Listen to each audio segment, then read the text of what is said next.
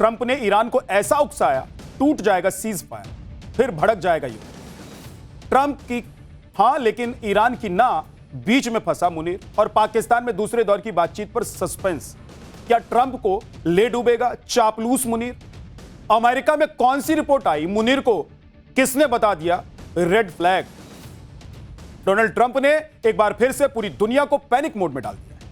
Iran से दूसरे दौर की बातचीत से पहले ट्रंप ने ऐसा बड़ा कांड कर दिया कि ईरान गुस्से से सुलग रहा है। ईरान बदले की आग में चल रहा है। इधर ईरान और ट्रंप की दूसरे दौर की बातचीत का माहौल बना रहा था और माहौल के बीच में ट्रंप फिर से अपनी हवाबाजी दिखाने लग गए, अपनी ताकत का प्रदर्शन करने लग गए।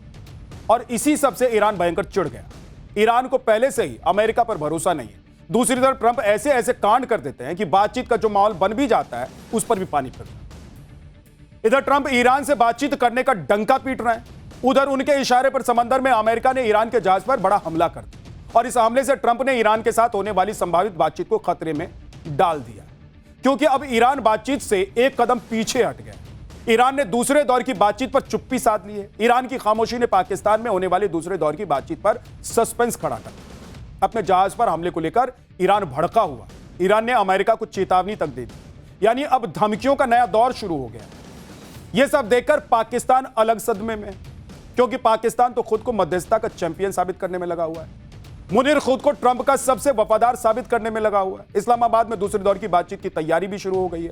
अमेरिका का डेलीगेशन भी आ रहा है, लेकिन ट्रंप की एक गलती ने सारा खेल बिगाड़ दिया। आज आपको पाठशाला में दिखाऊंगा कि कैसे अमेरिकी जंगी जहाज ने समंदर में ईरान के जहाज पर बड़ा हमला कर दिया। आरोप यह भी बताऊंगा, आगे आपको यह भी बताऊंगा कि इस हमले के बाद ईरान कैसे बदले की आग में जल रहा है। ईरान ने अमेरिका को कौन सी नई धमकी दे दी, ईरान की धमकी के बाद अमेरिका को हमले का कौन सा डर सता रहा है, यह सब आज आपको डिटेल में दिखाने जा रहा है। लेकिन पहले अमेरिका और ईरान के बीच भड़की नई चिंगारी की एक झलक आप देखिए। ईरान युद्ध को लेकर सबसे पहले बात उस वीडियो की जिसकी वजह से सीज फायर टूट सकता है, युद्ध और भड़क सकता है। दरअसल अमेरिका ने समंदर में ईरान के एक शिप को अपने कब्जे में ले लिया। दावा है कि यह शिप अमेरिका के ब्लॉकेड को पार करने की कोशिश कर रहा था। अमेरिका के जंगी जहाजों की तरफ से ईरान के जहाज को लगातार वार्निंग दी गई कि वो इस शिप को हटा लें, उसे वापस ले जाए। अमेरिका की तरफ से दावा है कि जब 6 घंटे की लगातार वार्निंग के बाद भी ईरान का जहाज पीछे नहीं हटा तो अमेरिका ने ईरान के कार्गो शिप पर हमला कर दिया। अमेरिका की नेवी ने अपने जंगी जहाज से ईरान के जहाज टोस्का पर फायरिंग की और अमेरिका के जंगी जहाज की तरफ से हमला कर ईरान के जहाज के इंजन रूम पर हमला किया गया। इस हमले के बाद अमेरिका ने अपने मरीन कमांडो ईरान के जहाज पर उतार दिए और उसे अपने कब्जे में ले लिया। अमेरिका की सेना की तरफ से इसका वीडियो भी जारी किया गया है, जिसमें अमेरिकी नेवी के हेलीकॉप्टर ईरान के जहाज के ऊपर मंडराते हुए दिखाई दिए।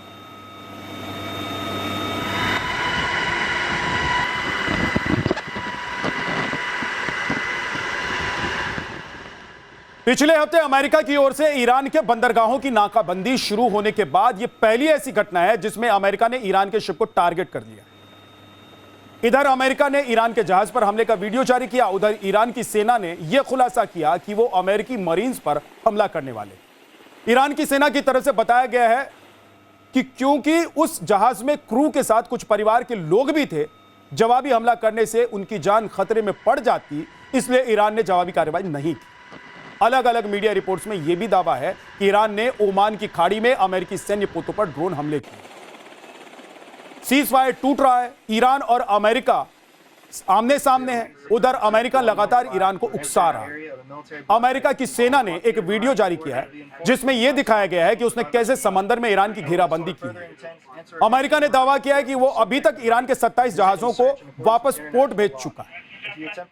आप ईरान के जहाज पर हमले की टाइमिंग को भी देखिए और समझिए, और इसके पीछे के एग्रेशन को भी देखिए, क्योंकि ये पहली बार नहीं है जब युद्ध के बीच एक कार्गो शिप को निशाना बनाया गया है। और यह हमला ऐसे वक्त में हुआ है जब अमेरिका और ईरान के बीच दूसरे दौर की बातचीत का ग्राउंड तैयार हो रहा है, जब अमेरिका और ईरान के बीच सीज फायर खत्म होने में 2 दिन ही बचे हैं। नए राउंड की बातचीत के लिए पाकिस्तान तैयारियों में लगाया हुआ, और ट्रंप भी यह कह चुके हैं कि अमेरिका का दल पाकिस्तान जा रहा है। यानी कि एक तरफ तो ट्रंप के शिप पर हमला करवा रहे हैं, ट्रंप ईरान के शिप पर हमला करवा रहे हैं, फिर यह भी उम्मीद दे रहे हैं और कह रहे हैं कि ईरान बातचीत के लिए पाकिस्तान भी आएगा। कमाल की बात है, हमला करोगे तो कैसे आएगा? लेकिन ईरान ने भी अमेरिका को कायदे से चमका दिया और समझा दिया। अपने जहाज पर हमले से ईरान गुस्से में। ईरान के विदेश मंत्रालय की तरफ से कहा गया है कि ईरान के शिप और पोर्ट पर हमला अमेरिका की चालाकी का संकेत है। ईरान के विदेश मंत्रालय ने इसके साथ ही पाकिस्तान में होने वाली प्रस्तावित बातचीत पर यह कहकर सस्पेंस बढ़ा दिया है कि अमेरिका से उसकी नई बातचीत के कोई प्लान है ही नहीं। ईरान की तरफ से कहा गया है कि अगली बातचीत के लिए ईरान अपने प्रतिनिधियों को भेजेगा या नहीं, इस पर अभी तक फैसला नहीं हुआ है। ईरान की तरफ से बताया गया है कि अमेरिका लगातार सीजफायर को तोड़ रहा है और इस बारे में पाकिस्तान को बता दिया गया। ईरान ने आरोप लगाया है कि अमेरिका कूटनीति को लेकर गंभीर नहीं है। पहले ईरान के पोर्ट्स को ब्लॉक करना, फिर शिप पर हमला करना, लेबनान में सीजफायर को लागू करने में देरी करना, यह सब दिखाता है कि अमेरिका सीजफायर का साफ उल्लंघन कर रहा है। इसके साथ ही ईरान ने अमेरिका को यह चेतावनी भी दे दी है कि वो किसी भी हमले का जवाब देने के लिए तैयार है। अमेरिका किसी मुगालते में नहीं रहे, गलतफहमी में नहीं रहे। ईरान गुस्से में बातचीत करेगा या नहीं, यह क्लियर नहीं है। 15 दिन का जो सीज फायर था वो बुधवार को एक्सपायर होने वाला। ऐसे में पूरी दुनिया की धड़कनें बढ़ी हुई कि अब आगे होगा क्या। सबसे ज्यादा टेंशन में पाकिस्तान है, क्योंकि मध्यस्थता के जरिए पाकिस्तान खुद को चमकाने में लगा हुआ है। लेकिन अगर यह बातचीत फेल हो गई तो पाकिस्तान की फिर से फजीयत हो जाए। इसलिए खुद मुनीर जुट गया है कि किसी तरह भी बातचीत हो जाए। मीडिया रिपोर्ट्स के मुताबिक मुनीर ने इसे लेकर ट्रंप से फोन पर बातचीत भी की और यह भी दावा किया गया है कि मुनीर ने ट्रंप को कहा है कि अमेरिका द्वारा ईरानी पोर्ट का ब्लॉकेट बातचीत में सबसे बड़ी बाधा है। यह भी दावा है कि ट्रंप ने आसिम मुनीर को यह भी कहा है कि वो उनकी इस सलाह पर विचार करें। यानी कि ट्रंप ने एक तरह से मुनीर को टरका दिया है। मुनीर हाल ही में ईरान भी गया था, वहां जाकर दूसरे राउंड की बातचीत का ग्राउंड तैयार कर रहा था, लेकिन वहां भी उसे खाली हाथ ही लौटना। उधर ट्रंप ने बातचीत से ठीक पहले ईरान का जहाज तोड़कर यानी कि हमला करके मुनीर को भी झटका दे दिया। ट्रंप के हमले से पाकिस्तान के सामने भी विश्वसनीयता का संकट खड़ा हो, क्योंकि अमेरिका और ईरान डायरेक्ट बातचीत नहीं कर रहे हैं, बीच में मुनीर है, इसलिए ईरान भी मुनीर को सुना रहा है। इधर मुनीर ट्रंप की चापलूसी में लगा है और उधर पाकिस्तान के पीएम शहबाज शरीफ ईरान को मनाने में जुटे हुए। ट्रंप ने शहबाज शरीफ को ईरान के राष्ट्रपति मसूद पेजेश्कियान को मनाने का एक टास्क दे दिया है। शहबाज शरीफ ने यह तो नहीं बताया कि पेजेश्कियान ने उनकी बात मानी या नहीं मानी, लेकिन उन्होंने यह जरूर बता दिया है कि फोन पर पेजेश्कियान से उनकी क्या बात हुई है। शहबाज ने बताया कि मैंने राष्ट्रपति डॉक्टर मसूद पेजेश्कियान से क्षेत्रीय स्थिति में हो रहे बदलावों पर एक ठोस बातचीत की। मैंने सऊदी अरब, कतर और तुर्की के नेताओं के साथ अपनी हालिया मुलाकातों से मिली जानकारियां भी राष्ट्रपति के साथ साझा की। मैंने उन्हें भरोसा दिया है कि पाकिस्तान स्थायी शांति और क्षेत्रीय स्थिरता के लिए एक ईमानदार और सच्चे सूत्रधार की भूमिका निभाने के प्रति पूरी तरह से प्रतिबद्ध है। मुनीर और शहबाज इसी चक्कर में है कि किसी तरह ट्रंप और ईरान की डील हो जाए, इसका क्रेडिट पाकिस्तान को मिल जाए और पाकिस्तान यह दिखा सके कि वही दुनिया में शांति का नया चैंपियन है। लेकिन सच तो यह है कि ट्रंप ने पाकिस्तान को बाय चॉइस नहीं बल्कि मजबूरी में मध्यस्थता के लिए चुना है, क्योंकि ट्रंप के चक्कर में कोई भी देश नहीं पड़ना चाहता। तो ले देकर ट्रंप के पास सिर्फ एक ही विकल्प बचता है, वो है पाकिस्तान। लेकिन यह विकल्प ट्रंप के लिए घातक भी साबित हो सकता है। अमेरिका में मुनीर को लेकर एक नई रिपोर्ट छप गई। अमेरिका की फॉक्स न्यूज की वेबसाइट पर पब्लिश हुई खबर के मुताबिक अमेरिका से डिफेंस एक्सपर्ट और थिंक टैंक के आसिम मुनीर को अमेरिका के लिए रेड फ्लैग बताया गया। इसका मतलब यह है कि आसिम मुनीर अमेरिका के लिए खतरे का अलार्म है। अमेरिकी डिफेंस एक्सपर्ट ने ऐसा मुनीर को भरोसे के लायक नहीं बताया है कि आप उससे मध्यस्थता करवा सकें और शांति दूत उसे बना सकें, क्योंकि जिस मुनीर के ट्रंप के साथ अच्छे संबंध हैं, उसी मुनीर के अच्छे संबंध ईरान की सेना, IRGC और ईरानी खुफिया अधिकारियों से भी हैं। इसीलिए अमेरिकी think tank organisation Foundation for Defense of Democracies के सीनियर फेलो बिल रोगियो ने फॉक्स न्यूज डिजिटल से बातचीत में कहा है कि ट्रंप को पाकिस्तानियों पर भरोसा नहीं करना चाहिए। बिल रोगियो ने कहा है कि अफगानिस्तान में पाकिस्तान एक धोखेबाज सहयोगी साबित हुआ और इसीलिए उस पर भरोसा नहीं किया जा सकता। बिल रोडियो ने आगे कहा कि पाकिस्तान एक तरफ तो अमेरिका का दोस्त होने का दिखावा करता है, वहीं वो पीठ पीछे तालिबान का समर्थन भी कर रहा है।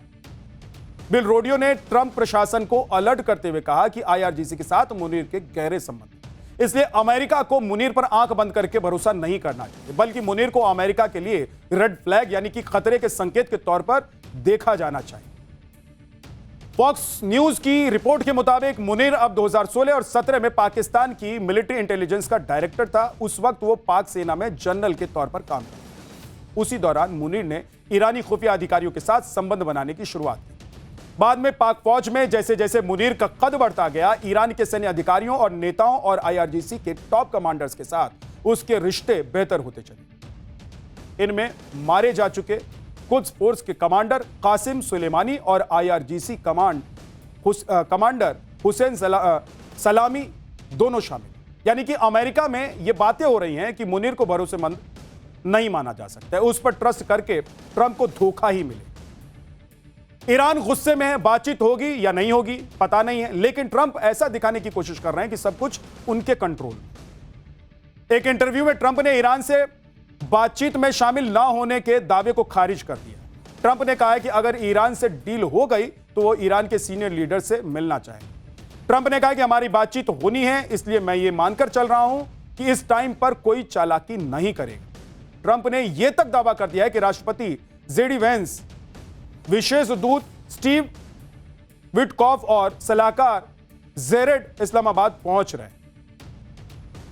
ट्रंप और ईरान के बीच तनाव को देखते हुए चीन फिर से एक्टिव हो गया और चीन के राष्ट्रपति शी जिनपिंग ने पहली बार स्ट्रेट ऑफ हॉर्मूज पर ईरान की नाकेबंदी को लेकर बयान दे दिया। शी जिनपिंग ने स्ट्रेट ऑफ हॉर्मूज के खुले रहने पर जोर दिया है। शी जिनपिंग ने सऊदी अरब के क्राउन प्रिंस से बातचीत में कहा है कि चीन विवादों को डिप्लोमेसी के जरिए सुलझाने पर जोर देता है। इसके अलावा चीन के विदेश मंत्रालय ने ईरान के शिप पर हमले को लेकर भी चिंता जताई है। बड़ी बात यह भी है कि चीन ने हॉर्मुज स्ट्रेट को अंतर्राष्ट्रीय समुद्री रास्ता बताया, जबकि ईरान पर अपना अधिकार बताया। इस पूरे विवाद में चीन बहुत बड़ा प्लेयर है। पिछली बार भी जब ईरान और अमेरिका के बीच बातचीत हुई थी तो ट्रंप ने उसका क्रेडिट चीन को दिया था। अगर चीन हॉर्मुज स्ट्रेट के खुलने को लेकर प्रेशर बना रहा है तो यह बड़ी बात है।